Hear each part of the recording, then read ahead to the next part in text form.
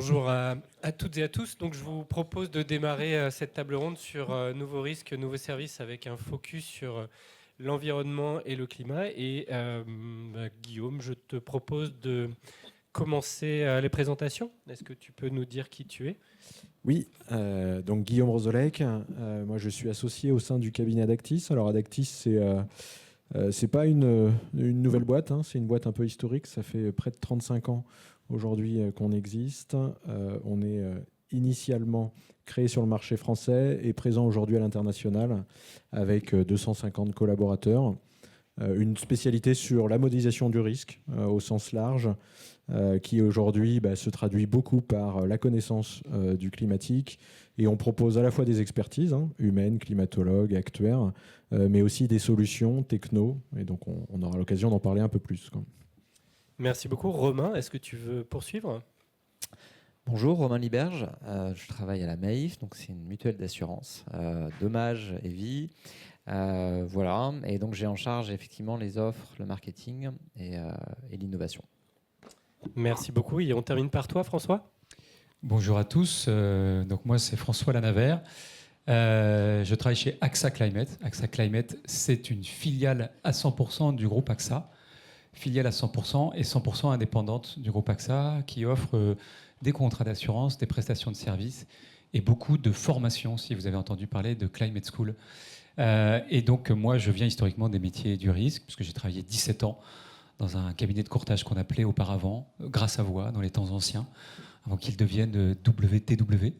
Et je me suis progressivement spécialisé sur le risque climatique. Merci beaucoup. Et donc, pour ma part, Yvon Moison, donc, je suis le président fondateur de Hussard Academy.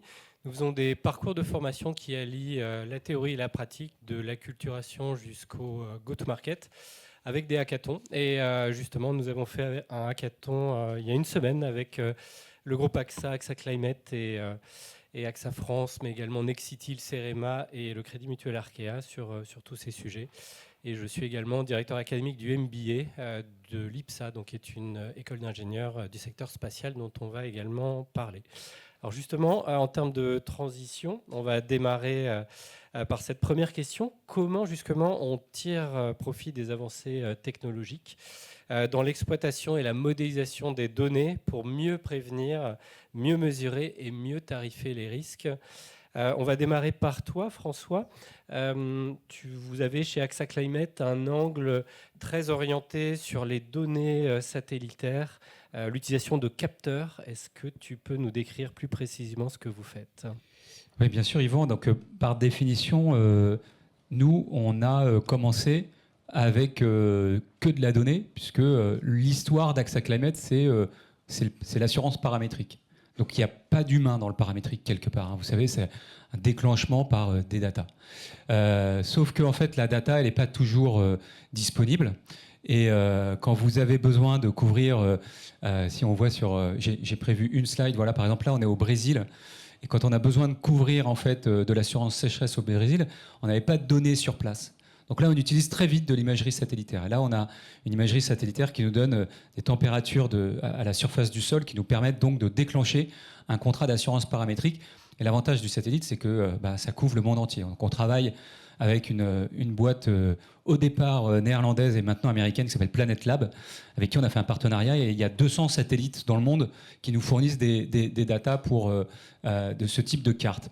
Les capteurs, je crois qu'on va en reparler pendant la conférence, mais les capteurs, c'est vraiment quelque chose de génial parce que c'est ultra précis. Nous, on utilise les capteurs qu'on place sous des ponts, de manière à pouvoir détecter la hauteur de l'eau et pouvoir déclencher des paiements d'assurance inondation.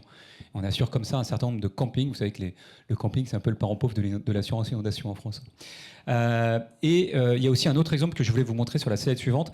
Voilà, on utilise là des jumeaux numériques. Donc là, vous avez un jumeau numérique de la ville de Nîmes. Là, qu'est-ce qu'on cherche à faire ? En fait, on cherche à modéliser des îlots de chaleur urbains. Ça, c'est vraiment sur le volet prévention que nous, on va tirer profit des nouvelles technologies, puisque comme je vous l'ai dit en introduction, avec AXA Climate, on offre beaucoup de prestations de services. Donc là, moi, ça ne m'intéresse pas d'assurer des maisons à Nîmes. Ce n'est pas mon boulot, ça c'est le boulot d'AXA France. Mais c'est plutôt de travailler avec la ville de Nîmes pour l'aider à modéliser les impacts du réchauffement climatique et aller sur la détection de ce qui va se passer. Parce que pour reboucler sur la question des avancées technologiques, moi je crois qu'il y a plus une avancée technologique qui est nécessaire, c'est une avancée intellectuelle qui est absolument vitale, c'est d'arrêter de réfléchir avec le passé.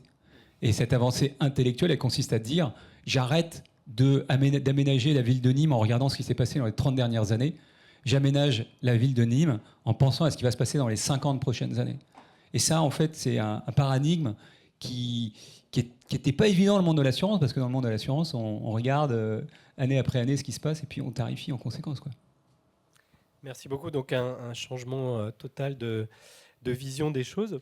De ton côté, Romain, toi, tu as évoqué le fait que vous collaboriez avec des startups dans cette nouvelle approche. Est-ce que tu peux nous donner des exemples concrets de ce que vous faites à la Maïf ? Oui, on est effectivement, comme AXA, exposé à ces nouveaux risques et on a démarré plus récemment des travaux pour améliorer nos modèles et notamment à la fois avec la casquette d'investisseur et la casquette d'assureur, et essayer de développer ce métier de la prévention. Je pense qu'on va revenir dessus parce qu'il faut qu'on arrête de penser dans le passé, il faut se projeter dans le présent, et puis il faut qu'on essaie de faire un truc que les acteurs de la santé n'ont pas su faire en 40 ans, c'est prendre le virage de la prévention si on veut avoir demain une assurance dommage qui soit encore accessible. Donc concrètement, on a récemment investi dans Vortex, qui est une boîte toulousaine. Donc là, on est aussi dans le monde des fleuves et des rivières. C'est des micro-stations hydrologiques qui sont déployées sur l'ensemble de l'Hexagone et qui vont nous permettre demain de construire des systèmes d'alerting. C'est un sujet sur lequel on reviendra cet après-midi.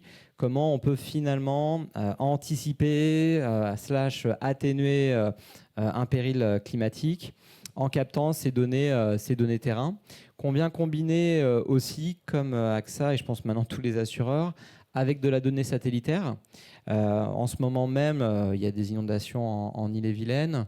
On travaille avec ICI, qui est une boîte finlandaise, qui nous permet aussi, en temps réel, enfin toutes les 6 heures, de mettre à jour nos modèles et de voir finalement quels sont les sociétaires impactés par l'inondation. On croise avec la donnée portefeuille. Ça nous permet opérationnellement de dimensionner la réponse en gestion et de voir comment on va devoir construire finalement des équipes, des dispositifs et des actions d'intervention adaptées je dirais, à l'empreinte de ce péril sur le sociétariat à Rennes et aux alentours. Donc voilà, il y a une double dimension et dans les deux cas, là, on a quand même pas mal de technologies. On parle de satellites, on parle de microstations. Mais ce qu'on essaie aussi de faire et de surtout pas oublier, c'est la donnée humaine, la donnée terrain. Ça, c'est un gros sujet pour nous, notamment à travers la capacité qu'on a tous avec nos portefeuilles à mobiliser nos clientèles ou nos sociétariats pour venir valider ou pas le modèle scientifique ou technique. Ça peut arriver parfois que l'image envoie un risque très localisé. Finalement, c'est planté de 100 ou 200 mètres et le sociétaire va nous dire c'est embêtant, mais en fait, là, le cours d'eau, il est vraiment sorti, alors qu'à tel endroit, il n'y a pas de sujet. Donc, il y a cette combinaison assez, je dirais, hard tech. Puis, il y a des sujets très basiques qu'on essaie de craquer en ce moment. C'est de valider ça avec une observation humaine sur le terrain. Et on aimerait bosser sur ce terrain-là avec nos fameux militants. C'est nos sociétaires élus qui interviennent en fait dans la vie de la mutuelle. Donc ça, c'est un petit peu le panorama avec des tests pour l'instant, et on est vraiment là dans une logique d'apprentissage en mettant évidemment à jour derrière les modèles actuariels, mais je pense qu'on aura l'occasion de revenir sur ce point. Avec grand plaisir. Et Guillaume, de ton côté, vous développez une approche qui est mutualisée autour de toutes ces données accessibles. Est-ce que tu peux nous en dire plus ? Oui, alors c'est vrai que moi j'ai été avant, par le passé, plutôt de l'autre côté, côté assureur, et avec toujours ce souhait et cette envie de connaître davantage mon risque, mon produit, mon sous-jacent. Et on le voit, depuis un moment, on a quand même une explosion du nombre de données à disposition. Je pense qu'il faut se poser la question déjà de la qualité intrinsèque de la donnée, de ce qu'on veut en faire, comment on l'exploite, pour quelle finalité. Donc on s'est interrogé sérieusement sur la fabrication de données éthiques et puis de données complètes, puisqu'aujourd'hui, vous pouvez récupérer des périodes de construction de n'importe quel bâti sur le territoire français. Vous allez avoir 15-20% d'informations plus ou moins juste, et puis vous avez avoir 80% d'informations manquantes. Qu'est-ce que je fais le jour où je me présente face à un sociétaire, face à un assuré, pour répondre à une problématique très précise de conseil ou de tarification, suivant où on est, quoi. Et puis, nous aussi, on travaille pas mal avec je veux dire, la partie satellite, hein, et les photos obtenues aussi par avion, parce que ça nous permet de couvrir un territoire complet et d'avoir des informations quand même relativement fiables, juste au bémol près évidemment de la mise à niveau et de la fréquence de passage de ces satellites, mais qui reste quand même largement acceptable. Donc, on se pose des questions sur ces créations de données, sur la fiabilité, l'exhaustivité de ces données, et on parle de mutualisation parce que c'est des choses qui coûtent très cher à mettre en place. Il ne faut pas se leurrer. Enfin, si on veut une base utile et exploitable, il faut aussi pouvoir investir massivement dedans. Et donc, notre rôle, c'est de la mettre à disposition des assureurs qui sont en front par rapport aux clients et de finalement mutualiser les coûts entre tous, quoi. Merci beaucoup, Guillaume. François, tu as évoqué effectivement plusieurs données désormais disponibles, notamment les données spatiales. On a également abordé l'IA. Est-ce que justement toutes ces données permettent de couvrir de nouveaux risques, de nouveaux usages? Est-ce que ça fait émerger de nouvelles garanties? Qu'est-ce qui se passe concrètement chez vous Alors, mon premier élément de réponse, c'est que moi, je ne suis pas un adepte des nouveaux risques et des nouvelles garanties. Je pense qu'on a un vrai enjeu en France et dans le monde, c'est d'arriver à sécuriser les garanties existantes. Puisque là, on est sur une table ronde environnement-climat. En fait, la trajectoire en France, c'est 2 fois plus de sinistralité que les 30 dernières années. Rapport de France Assure de l'année dernière. Donc si on doit se concentrer sur un truc, c'est bien d'arriver à maîtriser. On ne va pas pouvoir faire passer des surprimes CatNat comme ça chaque année, quoi. Là, cette année, elle est passée de 12% à 20%, vous le savez sans doute. On ne va pas pouvoir y arriver tout le temps. Donc il faut qu'on apprenne vraiment à bosser et à sécuriser les garanties existantes. Pour ça, il faut vraiment aller chercher les éléments de vulnérabilité. Nous, on utilise l'IA pour aller explorer dans des centaines et des centaines de rapports de visite les éléments qui concernent le risque climatique.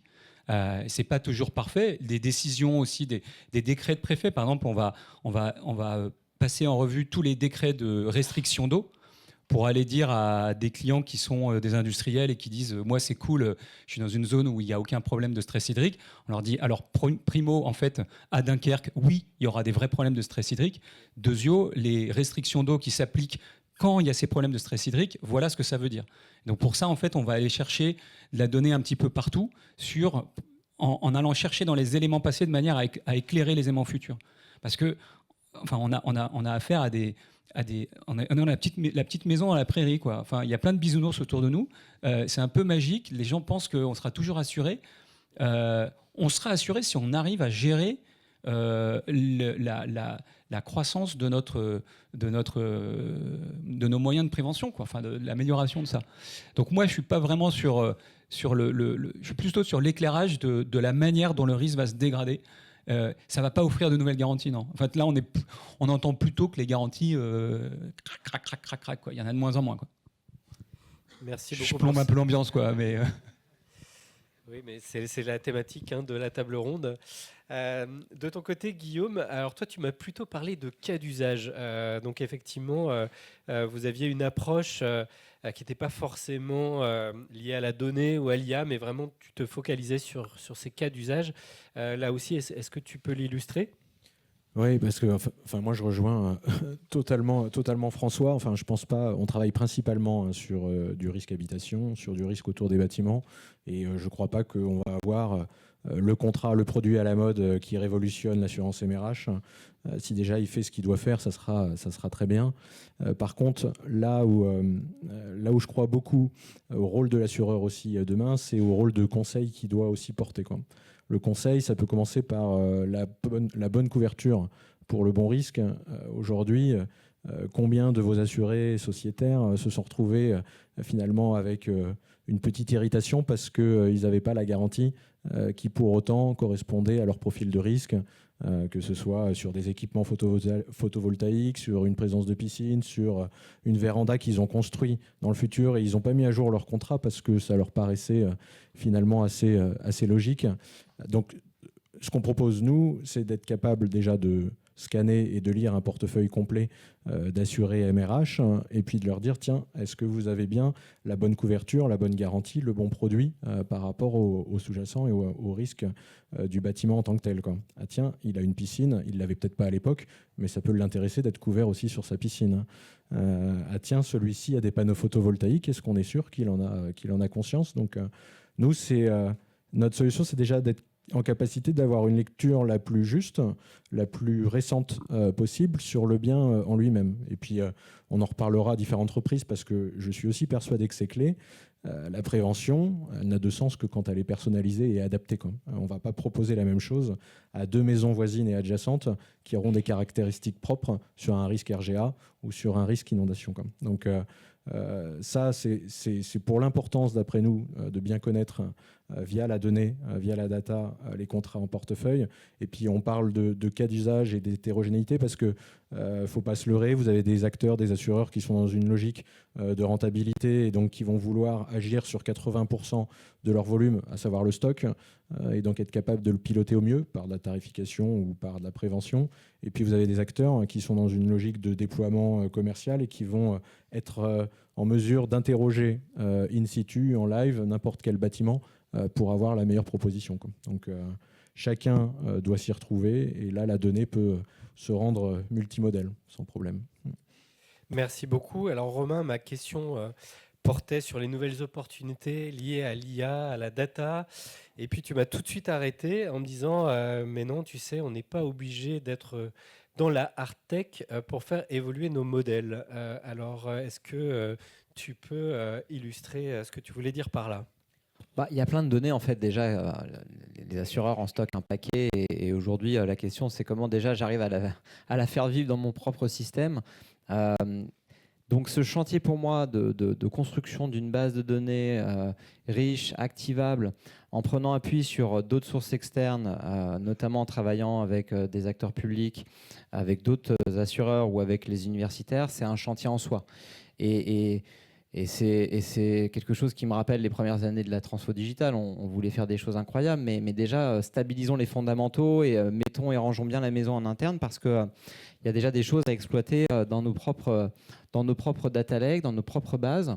Donc nous, déjà, on essaie je dirais, bien mettre à jour notre zone climatique, comprendre comment notre portefeuille il est exposé à ce nouveau risque et comment effectivement on essaie de sauver la MRH, parce que c'est dont on parle. C'est pas tellement un sujet d'innovation produit.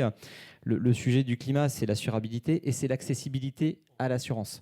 Demain, se dire qu'on va faire x2, x3, x4 sur le prix, l'intendance suivra. Non, ça commence à grincer dans les portefeuilles. Je pense qu'on est tous en ce moment en train d'ajuster nos tarifs. On est parti en premier il y a quelques mois parce qu'on on a commencé à amener des hausses. Nous, on a une corde de rappel. C'est le persona un peu central du portefeuille Maïf, c'est l'enseignant.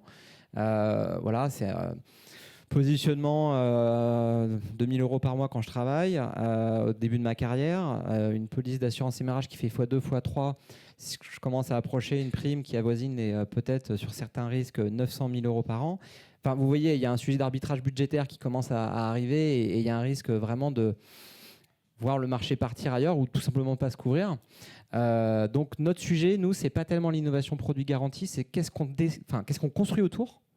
Est-ce qu'on n'essaie pas de relancer une vieille chimère des assureurs avec les plateformes de services qu'on a essayé de déployer ces dernières années, mais sur des cas d'usage qui n'étaient peut-être pas les bons, versus effectivement la prévention sur laquelle on va revenir, pour conseiller, accompagner, anticiper et je dirais atténuer les faits pour in fine, et là ça sera le sujet de réconciliation entre l'action de prévention individuelle et le produit d'assurance, mettre en face un tarif qui correspond finalement à ce que le sociétaire va pouvoir faire.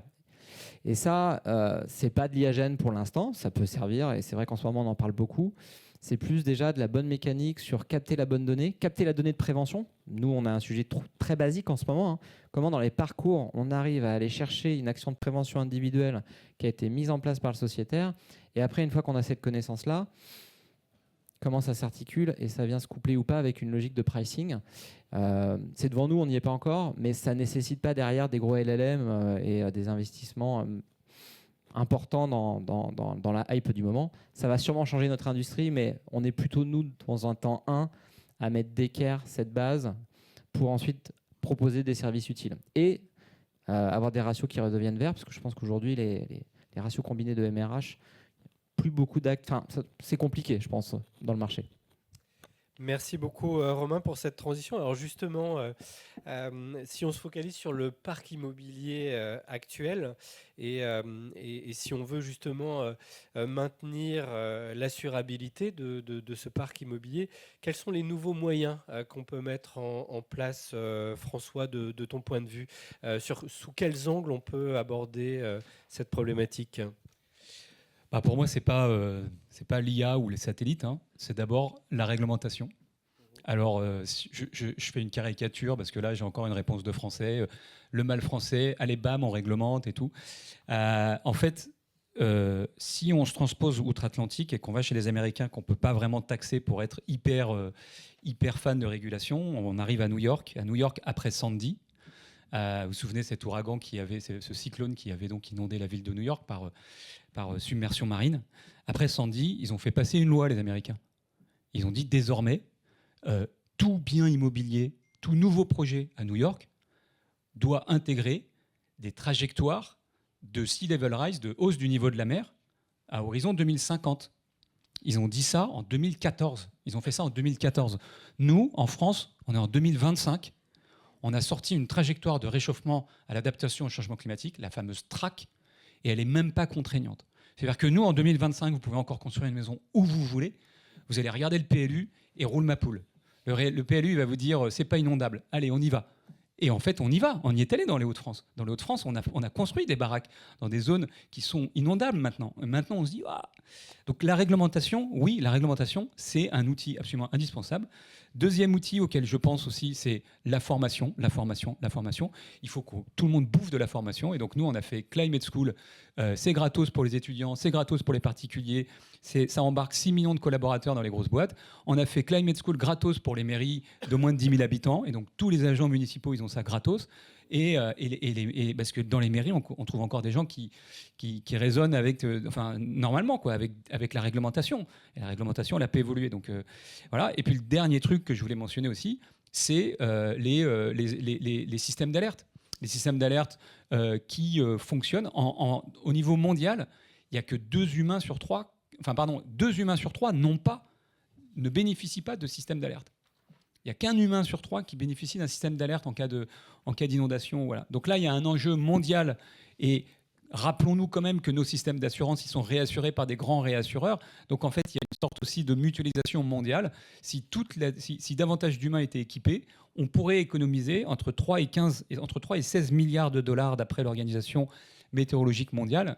Bon, c'est au regard de 320 milliards de dollars de dommages générés par des catastrophes naturelles l'année dernière. C'est pas beaucoup, mais c'est déjà ça. Voilà. 16 milliards, si on peut économiser 16 milliards sur 320, ce serait cool. Merci beaucoup. De ton côté également, Guillaume, prévention, éducation, des sujets sur lesquels vous vous positionnez.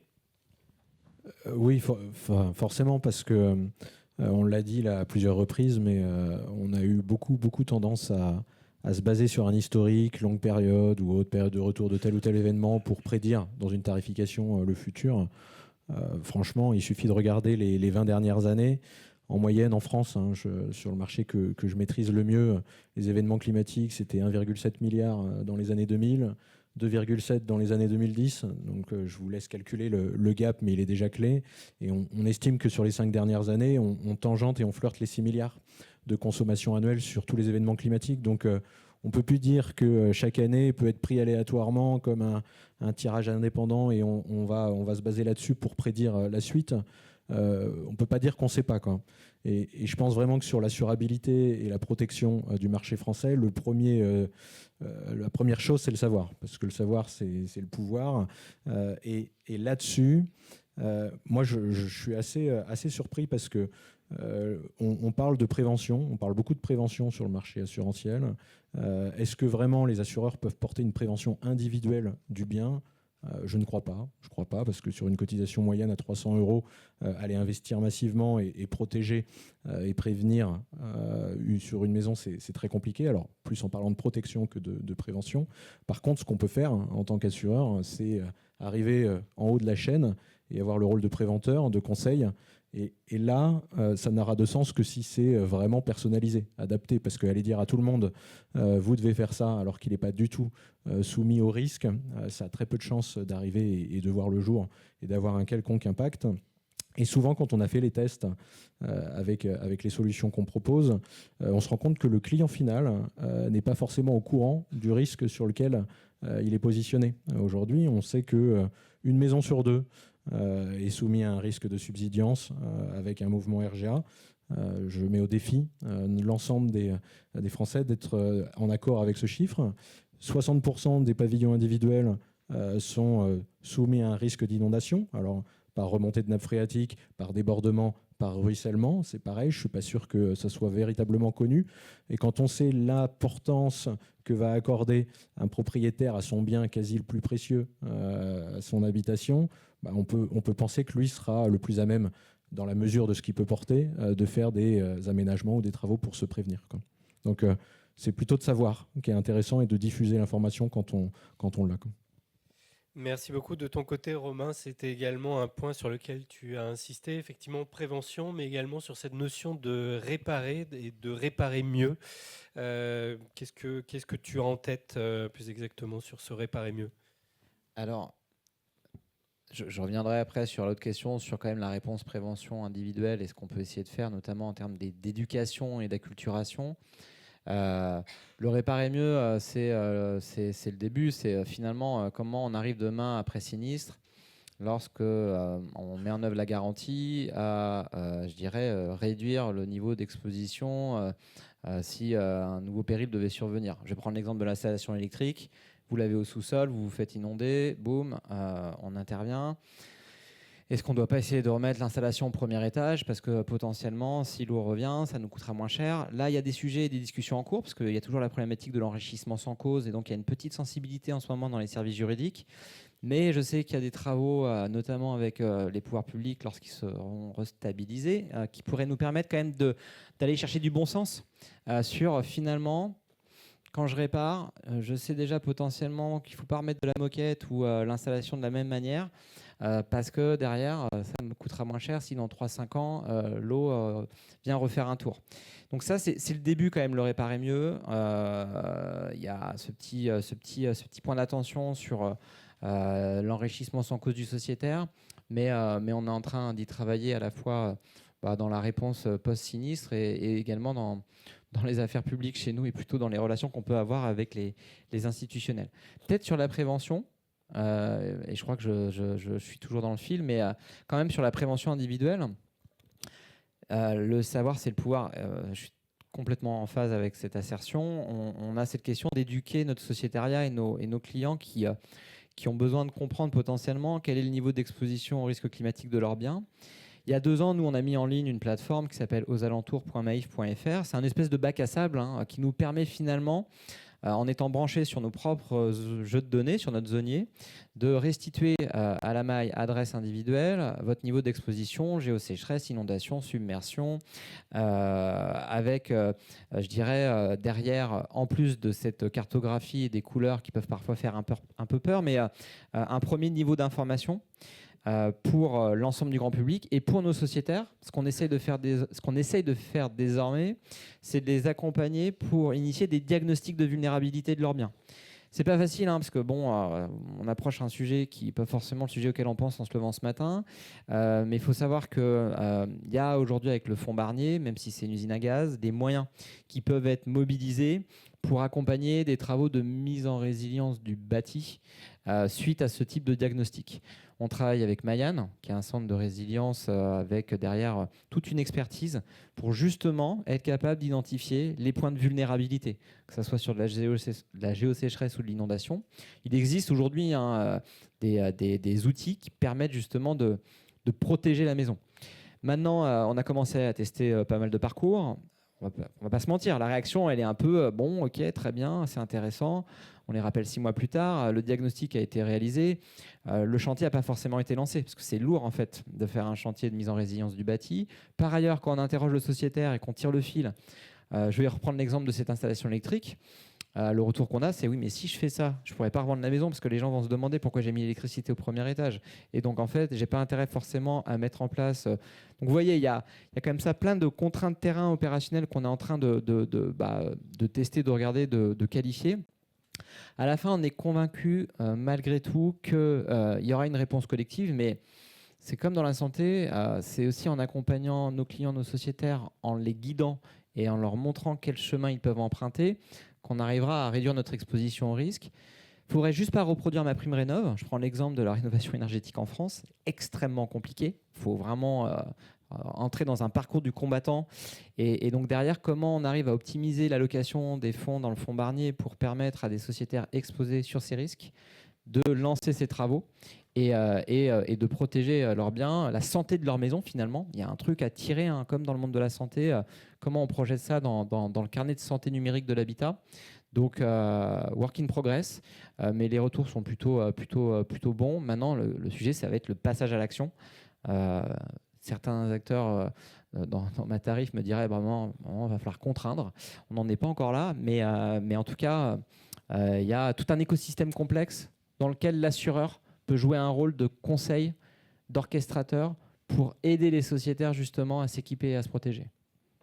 Merci beaucoup. Alors justement, sur ce déploiement opérationnel, est-ce que Guillaume, tu vois de nouveaux services, de nouvelles offres d'assurance qui se déploient?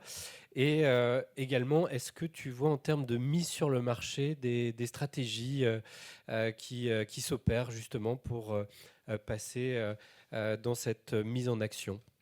Alors, comme je disais tout à l'heure, enfin, je ne vois pas de nouveaux produits. Ça, pour le coup, je pense qu'il faut se concentrer sur les produits existants et les faire bien. Et puis moi, vous le voyez bien, hein, je suis pas assureur. J'accompagne et on accompagne plutôt les assureurs dans le développement et dans le déploiement. Par contre, ce qu'on se rend compte, c'est que c'est plutôt les services ou les outils de visualisation, de vulgarisation, finalement, d'explication aux clients qui fonctionnent le mieux et qui sont le plus déployés. Voilà, Romain parlait de l'outil déployé par la Maïf sur la sensibilisation, la prévention individuelle. Il y a bon nombre d'acteurs qui portent ce genre de solutions. Et c'est déjà, je pense, une première étape en termes de service que de montrer tout de suite son propre bien, où est-ce qu'il se situe. Et c'est plutôt l'orientation et le virage, nous, qu'on a décidé de prendre. C'est de donner ces outils cartographiques, cette visualisation des bâtiments, de le positionner par rapport à un risque et de lui dire, tiens, nous, par rapport à notre historique, par rapport aux bonnes pratiques qu'on a pu observer sur des bâtiments qui ressemblaient beaucoup aux vôtres, voilà ce qui a été mis en place et qui a donné des résultats, en tout cas pour se prémunir du sinistre. Donc, je vois plus ce genre de technologie et d'outils arriver et qui me semble être de bon sens actuellement que de nouvelles garanties ou la systématisation d'objets connectés à l'intérieur pour détecter. Il y a eu des tentatives, elles sont extrêmement lourdes et dures à mettre en place. Elles viendront, mais dans un temps court, vu l'urgence climatique, c'est avant tout cette sensibilisation, je pense. Merci beaucoup. De ton côté, François, donc tu nous as beaucoup parlé de données, d'images satellitaires, mais en même temps, tu m'as dit, écoute, les visites terrain, c'est très important. La co-construction, c'est très important. Est-ce que tu peux également l'illustrer ? Oui, bien sûr. S'il y avait un nouveau service qu'on a lancé, ce serait la visite de site, non pas avec une perspective du risque assurable, mais avec la perspective du changement climatique. Donc, ça consiste à faire prendre conscience Alors, nous, on est positionné sur des grandes entreprises. Hein, okay. Donc, c'est difficile sur l'AMRH. Mais déjà, vous prenez une grande entreprise. Elle a l'habitude de voir son assureur sur les sprinklers et tout ça. Okay. Là, on change. On passe en fait toute la visite dehors. Pendant 2 jours, on est dehors. Et on fait des ateliers avec toutes les interdépendances. On va l'illustrer avec une petite histoire. On va partir à Valence, si en régie on m'entend. Voilà. On va partir en Valence avec le copier-coller. Malheureusement, mon point est parti. Mais tout au nord de la carte, vous avez une entreprise qui s'appelle Stadler qui construit des tramways. Et quand il y a eu la grosse inondation à Valence, Stadler étant tout au nord de Valence, ils n'ont pas été impactés. Parce que vous vous souvenez, c'est tout le sud de Valence qui a été impacté. Donc cool, ok, pas de dommages. Sauf qu'en fait, il y a eu énormément d'interdépendances. Tous les fournisseurs de Stadler ont été impactés, eux. Et bien sûr, les travailleurs, les salariés de Stadler, plutôt que de venir bosser le lendemain, ils ont nettoyé leur baraque, quoi. Et ça pendant 2-3 semaines davantage. Auparavant, Stadler avait eu un autre sinistre inondation en Suisse avec un de leurs fournisseurs impacté. Peu de temps après Valence, Stadler a émis un profit warning en disant en fait on ne va pas réussir à faire notre... Le cours en bourse a pris moins 26%. Donc en fait quand vous pensez uniquement à votre petite usine, vos sprinklers, vos outils de gestion de l'inondation pour votre petite usine, eh ben, vous perdez 26% en bourse. Et ça, croyez-moi que ça fait bouger quand même un certain nombre de dirigeants. Donc le service que nous on a mis en place, c'est d'arriver à donner à voir toutes les interdépendances, d'arriver à faire dialoguer en fait l'entreprise avec les pouvoirs publics, parce que souvent le pouvoir public, il se dit que l'entreprise se fout complètement du risque inondation, elle n'est pas là quand il faut parler d'un plan climat, air, énergie, transition, et voilà, elle subit l'entreprise, alors qu'elle a des trucs à dire en fait. Donc nous on fait sortir les boîtes de leur mur, et on leur donne à voir toutes les interdépendances écosystémiques sur un territoire. Et ça, c'est super puissant. Encore une fois, ce n'est pas le risque inondation 2025 qu'on regarde, quoi. C'est le risque inondation 2050, c'est le risque tempête, c'est le risque feu de forêt, c'est le risque consommation d'eau. Consommation d'eau, c'est lunaire ce qui va se passer. C'est lunaire. La totalité de l'agriculture française va devoir être irriguée. La totalité. Donc on va forcément avoir des problèmes d'eau partout et des arbitrages à faire. Et à Taïwan, il y a quelques années, l'arbitrage il a été fait en faveur de l'industrie des semi-conducteurs. Et les Taïwanais ont dit, vous les agriculteurs, vous fermez votre gueule, il n'y aura pas d'eau. Donc ils ont crack. Mais en France, je ne sais pas si ça va se passer comme ça, quoi. Enfin, voilà. Merci beaucoup pour cet éclairage et cette illustration. On va terminer la table ronde avec toi, du coup, Romain, où finalement, tu avais un discours analogue à celui de François, où au-delà de la plateforme évoquée tout à l'heure par Guillaume, tu me disais, effectivement, nous aussi, on a une démarche terrain dans ce déploiement opérationnel. Est-ce que ça s'illustre de la même manière que celle évoquée par François, ou vous avez une approche différente ? Non, mais on ne fait pas sortir effectivement les boîtes de leur mur parce qu'on est plus un assureur personne physique. Et là, la question, c'est comment, sur la dimension personne physique, on construit avec notre sociétariat les réponses de demain. C'est basico-basique, ce que je vais dire. C'est finalement pour l'appropriation demain de ces futurs services et de ces futurs produits d'assurance. Il ne faut pas seulement les penser en chambre avec de la donnée satellitaire, des modèles et de l'imagerie. Il va falloir aller voir les gens. Parce que derrière, c'est avec eux qu'on va devoir dealer et déployer ces nouvelles solutions. Je ne dirais pas qu'il y a un nouveau contrat social qui se dessine dans l'assurance, mais un peu quand même, parce que on passe d'un monde où on était l'assureur payeur réparateur à l'assureur préventeur. Et donc, l'objectif, là, dans les prochains mois et les prochaines années, c'est d'être capable de concevoir et de construire avec les collectivités locales qu'on assure désormais via la SMACL et nos sociétaires, ces nouveaux services. Et du coup, ça se fera évidemment en les impliquant au premier chef. Merci beaucoup. Donc, ce sera le mot de la fin. Donc, les nouveaux risques, les nouveaux services se feront avec la data, avec l'IA, les données satellitaires, mais aussi avec les vrais gens. Donc, les vraies usines, les vraies collectivités, les vrais sociétaires, les vrais clients d'AXA. Donc, voilà, ça sera le mot de la fin. Merci beaucoup à tous les trois. Merci Yvon. Pour cette table ronde. Merci. À bientôt.